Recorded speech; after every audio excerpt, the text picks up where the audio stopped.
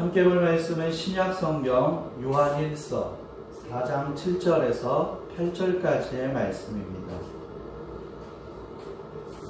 요한일서 4장 7절에서 8절까지의 말씀입니다. 신약성경 391쪽에 있습니다. 제가 읽겠습니다. 사랑하는 자들아, 우리가 서로 사랑하자. 사랑은 하나님께 속한 것이니 사랑하는 자마다 하나님으로부터 나서 하나님을 알고, 사랑하지 아니하는 자는 하나님을 알지 못하나니 이는 하나님은 사랑이심이라. 아멘. 한국 전쟁이 끝날 무렵에 있던 실화입니다. 미국 샌디에이고의 외곽 지역에 있는 어느 호텔에서 한국 전쟁에 참여했다가 돌아오게 된 청년이 고향의 어머니에게 전화를 했습니다. 어머니, 제가 돌아왔습니다. 그러자 어머니가 빨리 집에 오지 왜 전화를 하니? 라고 이야기했어요. 아니요, 제가 호텔에 있는데요, 이제 갈 것입니다. 어머니, 그런데 만나기 전에 제가 드릴 말씀이 있습니다. 이 청년은 지금 부상을 많이 당했는데 부상을 당했다는 이야기를 직접 하지 않고 내 친구가 하나 있는데 아주 친절합니다. 그런데 부모도 없고 일선에서 전쟁을 하다가 장님이 되고 두 손이 다 없습니다. 이걸 어떻게 하면 좋습니까? 하고 물었습니다. 이때 어머니는 뭐 괜찮겠지라고 소극적으로 대답했습니다. 그러나 처음에는 괜찮을지 몰라도 며칠 있으면 지겨울 것이다. 네가 데리고 온 것을 후회하게 될 거야. 피곤하게 되고 괴로워질 것이다. 라고 어머니가 말했습니다. 그러니까 아들이 예 어머니 잘 알았습니다. 라고 전화를 끊었습니다.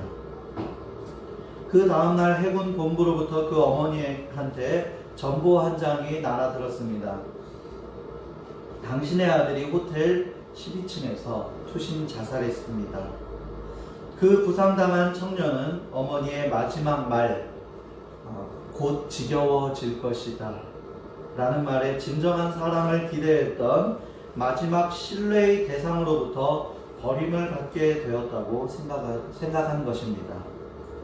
자신도 부상당한 몸을 이끌고 집에 돌아가면 처음에는 반갑다고 하겠지만 얼마 지내다 보면 어머니에게 짐이 될 것이고 또 그것이 괴로워서 자살을 선택한 것입니다. 만약에 어머니가 전화를 받으며 그래도 괜찮아, 우리가 잘 돌봐주면 되지 한다거나 사랑의 말을 했더라면 그런 어려운 일이 생기지 않았을 것입니다. 그런데 사랑이 없는 말이 비극을 부르는 것입니다. 이처럼 사랑이 없는 곳에는 비극과 아픔을 가져오지만 사랑이 있는 곳에는 밝은 분위기와 놀라운 치유의 역사가 일어나는 것입니다.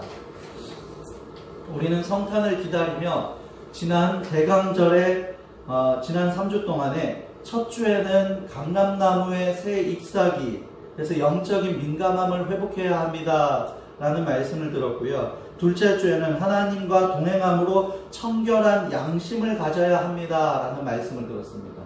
그리고 지난주에는 착한 사람 그리스도인 해서요, 바울이 받은 은혜와 바나바가 흘려보낸 위로와 사랑이 우리 안에 있어야 합니다 라는 그 말씀들을 나눴었죠. 그리고 오늘 성탄을 앞둔 대강절 마지막 4주, 그리고 예수님 오신 날을 생각하며 그분이 이 땅에 친히 오신 사랑, 그리고 오셔서 보여주신 바로 그 사랑을, 우리가 그 사랑을 회복하면서 하나님께는 영광이요 사람들에게는 그 사랑을 나눌 수 있는 믿음의 자녀가 될 수 있기를 주의 이름으로 축복합니다.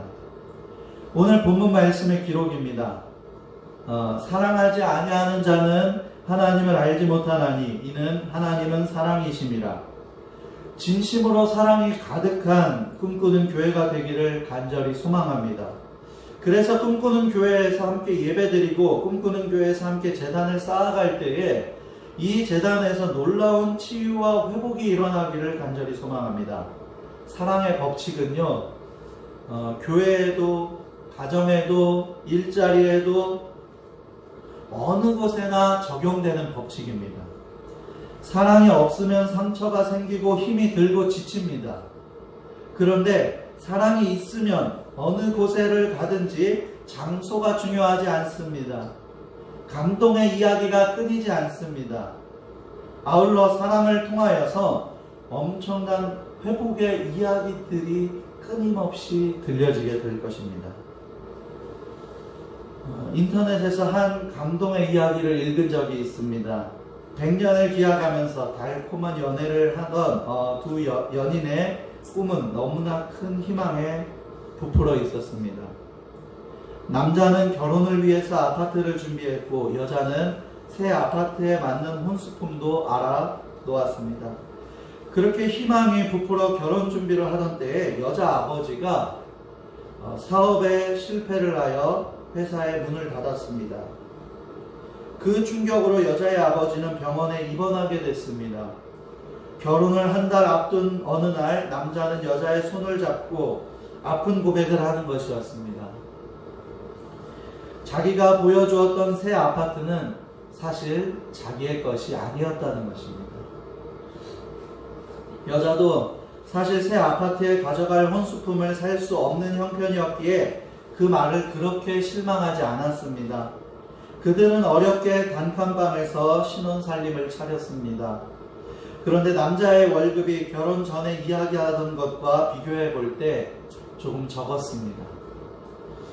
그래도 여자는 신혼의 맛에 기쁘게 살았습니다. 여자의 아버지도 건강을 다시 얻었고 아버지는 다시 사업을 시작하였습니다. 그리고 사업이 잘 되기 시작했습니다. 그런데 사람의 마음이 참 이상하지요. 친정집이 어려울 때는 그저 있는 것에 감사했었는데 친정집의 형편이 좋아지면서 자신의 모습이 왜 그리 초라해지는지요. 결혼 전 아파트를 보여주고 그래도 경제적으로 어렵지 않게 해준다던 남자의 그 말이 모두 상처로 되살아나기 시작했습니다. 그렇게 사랑스럽던 신랑이 갑자기 미워지기 시작하는 거예요. 결국 여자는 그 속상한 마음, 그 억울한 마음을 친정 엄마에게 말했습니다. 아픔을 이야기하는 여자의 볼에서 아픈 눈물이 흘러내렸고 이야기를 듣는 여자의 어머니의 눈에서도 눈물이 흘렀습니다. 이야기를 듣고 난 엄마가 딸에게 숨겨놓았던 비밀을 이야기하기 시작합니다. 사실은 김서방이 아무 말 하지 말라고 했는데 이제는 털어놓아야겠구나. 여자의 어머니가 해준 말은 이런 내용이었습니다. 남자는 혼수용품을 해올 형편이 못 되는 여자의 마음이 상할까봐 아파트를 팔아 여자의 아버지의 빚을 갚는데 보탰다고 합니다. 그리고 남자의 매달 월급에 적지 않은 돈도 여자의 아버지의 병원비로 사용했다고 합니다. 이야기를 듣는 딸의 눈에서 눈물이 얼굴을 적십니다. 그 눈물은 조금 전 어머니가 흘렸던 감동의 눈물이었습니다. 실망의 눈물이 감동의 눈물로 바뀐 것입니다. 사랑이 아니라 현실을 보고 나만 생각하면 상처가 떠오릅니다. 원망이 떠오릅니다. 그런데 감추어진 사랑이 드러나기 시작하면 엄청난 감당을 못할 그 사랑이, 감동이 밀려오기 시작하는 것입니다. 드라마 같은 이야기이고 영화 같은 사랑 이야기입니다. 그런데 사랑이 함께하는 삶에는 우리의 일상생활에도 이러한 감동적인 삶이 가능하다는 것입니다. 그리고 하나님의 비밀스러운 사랑은 이와는 비교조차 하지 못할 정도로 정말로 놀랍고 감동적인 은혜가 있습니다. 그 감추어진 사랑을 사모하면서 성탄을 기다리며 주가 보이신 사랑을 닮아가며 주가 보이신 사랑을 회복할 수 있는 저와 여러분들이 되기를 간절히 소망합니다. 이번 겨울은요, 체감되는 추위가 평소보다 빨리 온 것 같습니다. 그리고 추위가 길게 갈 것이라고 합니다. 거기에다가 추위가 강하게 느껴지는 그 시기부터 하루 코로나 확진자 수가요, 계속해서 지금 1000명을 넘고 있습니다. 안타깝게도 우리의 힘으로는 추운 겨울 날씨, 하나님께서 주신 이 날씨를요, 인위적으로 바꿀 수가 없습니다. 코로나 확진자를요, 우리가 고쳐줄 수도 없습니다. 그러나 우리는 사람들의 마음을 따뜻하게 해줄 수는 있습니다. 또 코로나로 염려하는 많은 사람들과 확진이 되어 힘들어하는 사람들을 위해서 마음으로 위로해 줄 수도 있고요, 기도해 줄 수도 있고요, 마음으로 함께 할 수도 있습니다. 군대에 있을 때요, 제가 겨울을요 춥게 지냈어요. 근데 그거는요 저만 추웠던 것이 아니라 군대의 겨울은 이상하게 다 춥고요, 더 춥습니다. 그런데 또 신기한 것은요, 제가 일병 때 맞았던 겨울보다 상병 병장 때의 겨울은요 덜 추웠다는 거예요. 두 번의 겨울을 보냈는데 실제로 언제 겨울에 기온이 더 낮았는지는 잘 모르겠습니다. 그런데 병장 될 때의 겨울이 덜 추웠다라는 기억은 분명합니다. 요령이 생겨서 그럴 수도 있지만 그것만은 아닌 것 같아요. 더 따뜻해서도 아닌 것 같습니다. 간단합니다. 이번 겨울이 마지막, 군대에서 보내는 마지막 겨울이고, 이 겨울이 지나고 봄이 오면 제대한다라는 희망이 있었기 때문입니다. 반대로 일병 때의 겨울은 그냥 별 희망이 없는, 끝나지 않을 것만 같은 군생활과 함께하는 겨울이기에 더 춥게 느껴졌던 것 같습니다. 날씨가 추운 것도 있지만 이번 겨울 코로나와 겹치면서 성탄을 준비하고 성탄을 기다리는 시간이 유난히 조용합니다. 그렇다고 해서 지금 대한민국뿐만 아니라 온 세계에 코로나라는 큰 걱정거리와 슬픔이 있는데 우리가 기쁘다 구주오셨네를 크게 외칠 수도 없는 상황입니다. 물론 마음은 예수님께서 우리를 위해 이 땅에 오셨다는 사실이 너무 기쁘고 감사하지요. 그렇지만 하나님을 향한 사람들의 마음의 문을 더 굳게 닫아버리게 되는 일이 될 수도 있기 때문에 하나님의 영광을 위해서 지혜롭고 조심할 필요가 있는 것입니다. 예수님 오신 날이 세상의 사람들에게는 또 크리스마스가, 연말이 성탄절 같지 않고 크리스마스 같지 않고 연말 같지 않으니까 마음이 더 힘들고 더 추운 겨울이 되고 있는 것입니다. 고3 학생에게 졸업과 입학이 희망이 되고 군대에 있는 사람들에게 제대가 희망이 되듯이 지금 이 시대에는 사랑이 희망이 되어야 할 줄로 믿습니다. 단순히 인간적인 사랑이 아니라 그리스도를 닮은 사랑, 그리스도를 나타낼 수 있는 귀한 사랑이 나타나고 사람들의 마음을 녹이고 사람들에게 감동을 줄 수 있고 은혜로운 기적의 일들로 생명의 일들이 되어지기를 간절히 소망합니다. 목사님, 교회도 이렇게 온라인 예배로 드리고 사람들 만날 수도 없고 모이지도 못하는데 사랑을 어떻게 나눕니까? 예, 그렇게 말씀하실 수도 있습니다. 좀 전에 말씀드렸듯이 우리는요, 추운 겨울의 날씨를 우리가 인위적으로 바꿀 수도 없고 코로나 확진자를 바로 낫게 해줄 수도 없습니다. 큰 것은 우리가 할 수 없어요. 아주 작은 것부터 시작해 보세요. 내가 아는 가족들부터, 이웃들부터, 친구들부터, 주변의 사람들부터 그런 사람들에게 안부를 물어보는 것, 이 작은 것부터 한번 시작해 보세요. 힘들지는 않았는지, 기도 제목은 없는지, 일상생활에 어려움은 없는지, 답답한 마음은 없는지, 그리고 나서 그 이야기를 들어주고요, 이렇게 얘기해 보세요. 함께 기도하겠다고.